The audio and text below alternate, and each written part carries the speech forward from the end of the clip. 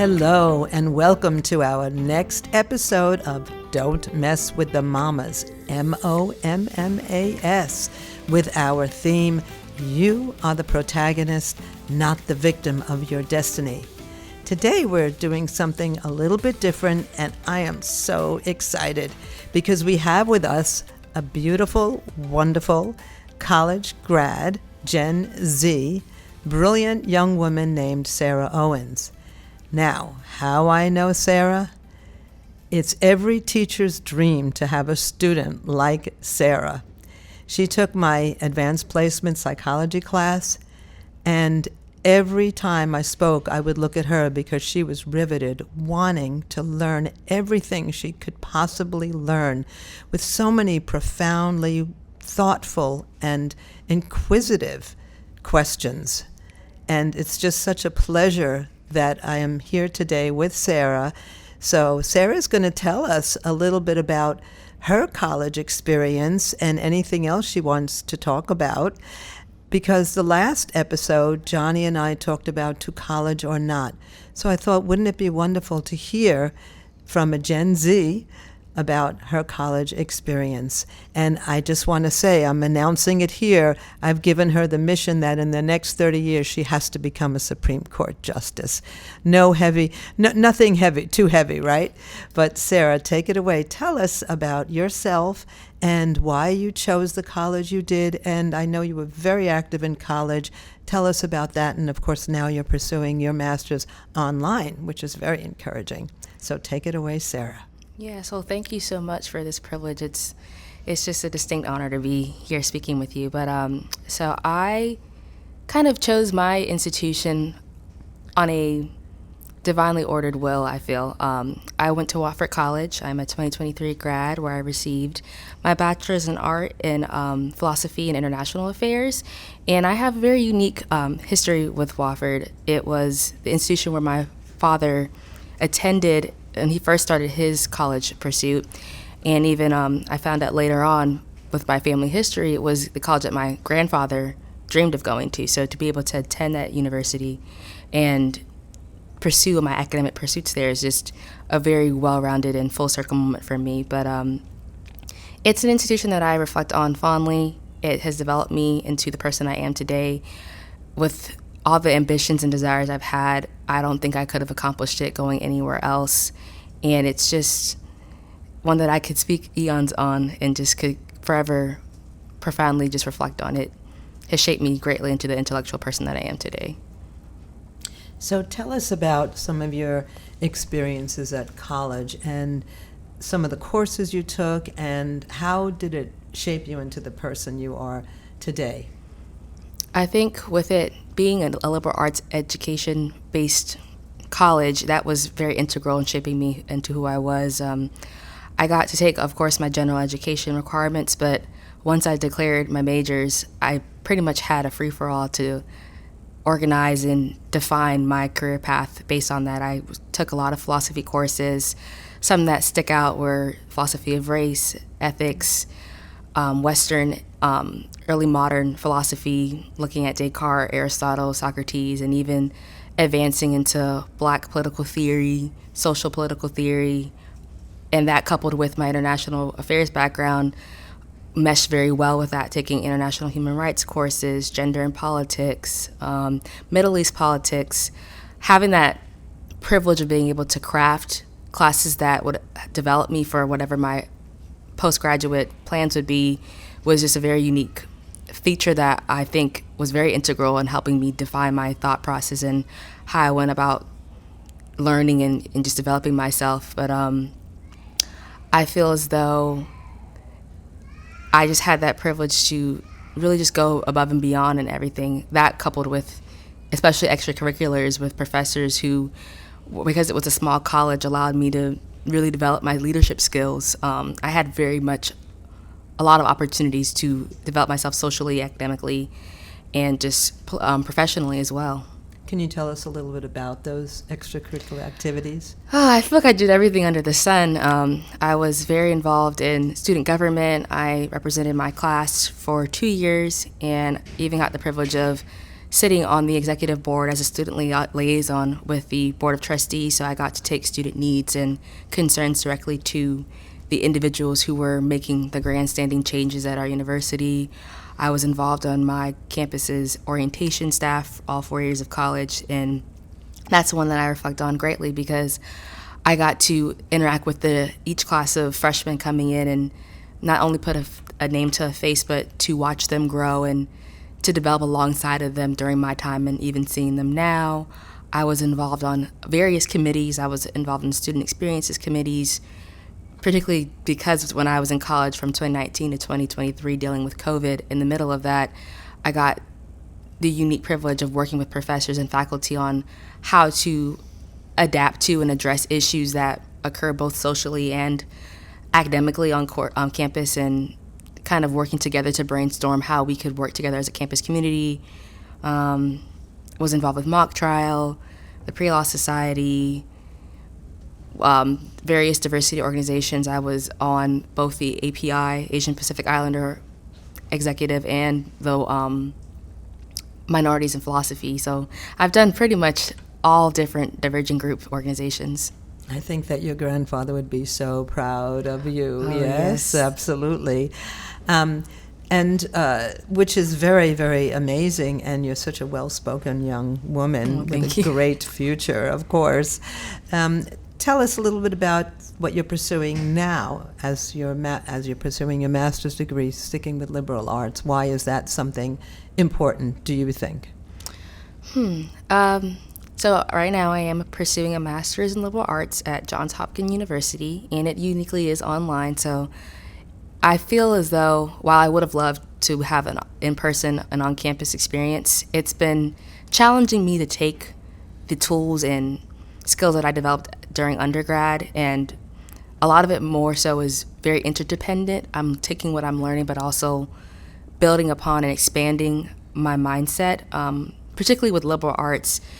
It was kind of a chance that I ended up in this program. I previously and intend to pursue a legal background and going for my law degree in the future, but I happened upon the Master's in Liberal Arts program. Just felt a pull with my background in just liberal arts education. It is so integral in the person that I am and who I am academically, that I see it as something that is so profound and important in our generation.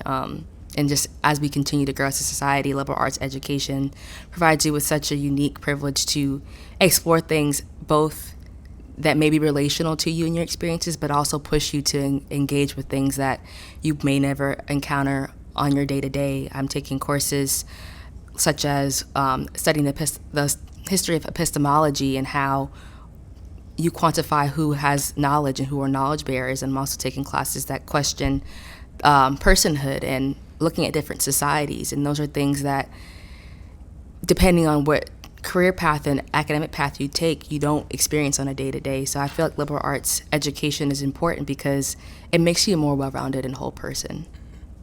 You know, I love what you said, because it's not just the pursuit of education for education's sake, but to make you a more well-rounded person. Okay, so I'm going to challenge you now. Okay. Somebody's saying, that's all fine and good, but I don't want to be a lawyer. I don't want to pursue all this. I would like to be well-rounded, but what's important to me is to learn some kind of a skill that I can use right away. What would you say to that person? Are you going to dissuade them or discourage them from pursuing a college degree? Would you encourage them to just stay the course of what they want to do? How do you address that? Obviously, wouldn't want to discourage anyone for their opinion or perspectives, because how you feel is how you feel. But I do feel as though I would assess them if there are any boundaries or hesitancies that they may have, because I know from my experience, I wasn't sure what college I was going to go to. I knew that I desired to go to the best institution possible for me, and knowing from where I come from and my background, I wouldn't have been able to afford my institution on my own. Thankfully, I was blessed to have scholarship opportunities and financial packages that helped me match my academic pursuits and not have to worry about being too financially burdened, but that is a real serious concern that a lot of people have, and it's a barrier that often prevents people from considering if there's another side to themselves that they haven't considered, if they haven't maybe wondered or even given themselves the chance to see what they could do academically. I would encourage them to assess that part of themselves and do what's best for them, because honestly, there is a bit of discourse that people are seen as less than if they don't have a college degree, if they don't choose to develop themselves educationally. And your path is your path. Whatever God and the world has for you will happen, but having a more open discourse is something that I think is really important in understanding the nuances in between those things, because you could have a conversation with someone and they could stay staunch in their opinion and want to develop that trade because that's where they feel their calling is. But I feel often that people don't receive the support and encouragement they often need to challenge themselves to go against what they're used to. How do they get that support? Is it out there? Is it available? Or pretty much people are on their own? Because when you're younger, a lot of times you don't know what it is you want to pursue, and you may want to make lots of different changes throughout your life. But is there support out there that you are aware of? I always say that my educators throughout my life were that support for me. I am blessed to have a family that was very supportive of my endeavors. I went through a lot of changes from high school to college on what I thought I was going to do, and I know that I'm blessed to have opportunities to challenge myself and to change my mind. But just not closing yourself off. I know everyone doesn't have the best family situation, but confiding in friends, educators, counselors, anyone that you can bounce ideas off of, because sometimes you may feel constricted in your own circle, but when you step out or just take a chance, there are people that do care. I love what you keep on saying about stepping out and expanding your life, and I think that is the key to what you're talking about with college in particular, that to stretch your life, but whatever it is that you're experiencing. So Sarah, where do you see yourself in 5-10 years from now if you were to leap into the future? We're not writing it down and we're not going to hold you accountable for it, but... Well, not including my 30-year invitation for a Supreme Court justice. I really hope that in the next 5 to 10 years that I am somewhere in my law school education and hopefully and prayerfully am an attorney defending the rights of others. It's been a consistent thread in my life to serve and help others, no matter where they come from, what they look like, to give someone an ounce of security that I would have wanted and justice that I would have wanted to receive in my life. So it's been my mission to serve others and to help them, and I believe that hopefully in the next 5 to 10 years that I will be able to do that as an attorney. Well, look for Sarah Owens, attorney at law, and and you may want to look her up because she will be the #1 attorney. Any messages for the future? Just to keep faith. Life has its ups and downs. We go through a lot of challenging things, and especially right now in our world, it's so grim and negative, and it feels like every day you're seeing something depressing, but having faith in God and people, that things work out the way they're supposed to, even when you can't see it in the moment. I agree, absolutely. Even if we can't see it in the moment, things will definitely work itself out. So you want to just tell us briefly before we sign off a little bit about your sister, because you're very devoted to your sister? Oh, yes. I have 2 amazing younger sisters. One is at my alma mater. They are just amazing human beings who have also equally shaped and pushed me to be a better person. I feel that even the challenges that I've experienced in my life and the things that my family have experienced, they remind me to continue to press forward, and it's just been a privilege in this short period of my life, this unexpected turn, to be able to watch them more intimately grow into the people that they are becoming. And I'm just so immensely proud of the 2 of them, and I know that we're all going to do amazing things, and I just can't wait to see it all unfold. Wow, my gosh, to have a sister like you, so supportive and so wonderful, it's really very, very special. And thing that you're hearing about Sarah is she has so much appreciation, not only is she brilliant and very wise and very grown up in so many ways, but a lot of appreciation, and that is such a wonderful gift for a young person to have. So keep on going the course, Sarah, and we're going to look for you in every which possible way. Sarah, just one last question. Can you speak about classmates who have chosen a different path in life? I have quite a few, not only just classmates, but family members as well. And there's a lot of different factors that go into it, like I've mentioned before, family obligations, lifestyle choices. But I feel as though I've been able to have really great conversations with them just by being open and non-judgmental and just breeding a environment of just support and encouragement. Been able to talk about our differences. I've got particularly like a family member of mine who had some education, like finished high school, but has chosen not to pursue college, and he's pursuing music. And I've gotten to learn a lot about his standpoint. He's very intellectually bright, and I think that's something that's so often missed. People assume that because you don't have a plethora of degrees and that you don't have so many titles in front of your name that you can't offer any insight or embellishments to the world. And I find that those conversations are the ones that often bring me the most joy and insight, more than my highly regarded or educated conversations with others from similar backgrounds as me, because you get to share and express differences of opinions, but also different perspectives. I think that just recognizing that it's not the end of the world if you don't go to college. Like I said before, what's meant for you will come to you, whether that is a degree or not, and things always end up working out. So I think that a key point in understanding these differences is to keep a degree of openness and just respect of everyone's positions and how they feel and what they choose to do. Great. A wonderful answer indeed. Thank you once again, Sarah. Thank you. To sign off, we're going to switch for a second, and Johnny is going to take over to give us some key points and encouraging words. Thank you, Arlaana, for that wonderful interview with Sarah. I think it's pushed the conversation in a place that everybody hopefully will be able to use it to help guide our young folks. And these are the key points that I'd like to mention. Selecting the right college is very important. Crafting your own courses is valuable.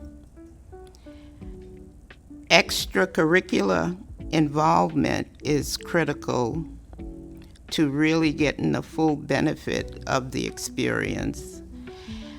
Online educational pursuit is doable and effective. I think I was very impressed with that key point that Sarah is doing her complete graduate work online. And lastly, searching and finding your village is necessary. And she was very optimistic that we all, everybody who's searching, the young people who are searching, that you do have a village. It might not come looking like others who might have a more visible village, that everybody has a village, and finding your village is very necessary. And I would like to end this with some encouraging words. When your determination changes, everything else will begin to move in the direction you desire.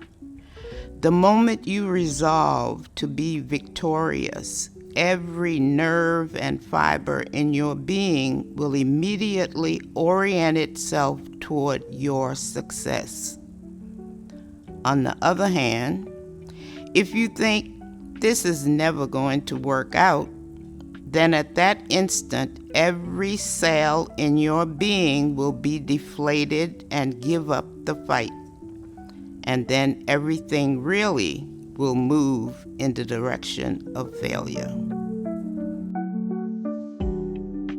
And don't forget, we are Don't Mess with the Bombers, MOMMAS, with our theme, You Are the Protagonist, Not the Victim of Your Destiny. And you can find us at everywhere. Just Google us, but make sure you spell mamas right. And our Gmail address is mamas, MOMMAS, podcast@gmail.com.